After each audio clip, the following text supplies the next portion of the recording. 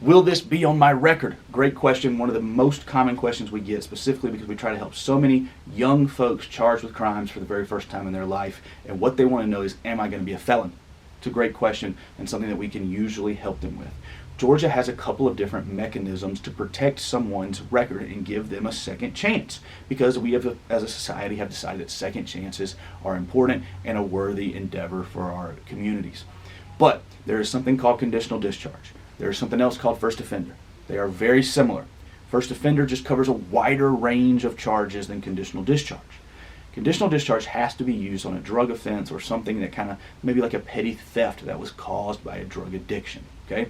It cannot be used if someone has a prior drug conviction. But that's always what we're looking for as the first option when protecting someone's record on a drug offense. The other one is first offender.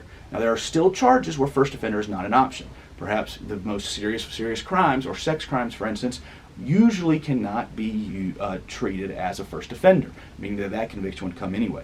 But for instance, perhaps it's an aggravated assault, and there's good facts for the defense. It's not that serious of a matter. The offer's probation maybe, and you use first offender. What that does is it keeps the case kind of in abeyance, and then it is discharged at the end, and you are not convicted. If someone asks, have you been convicted of a felony? If you were sentenced under first offender, the answer is no. Now, one common myth that we've got to dispel is that first offender helps with the sentence. It does not. So when prosecutors and judges are considering what sentence is appropriate, they're always looking at someone's record.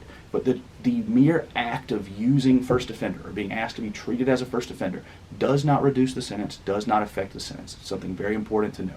If you have questions about whether conditional discharge or first offender is right for you, and subscribing to our playlist and channels didn't answer it for you, call us at 470-635-1725.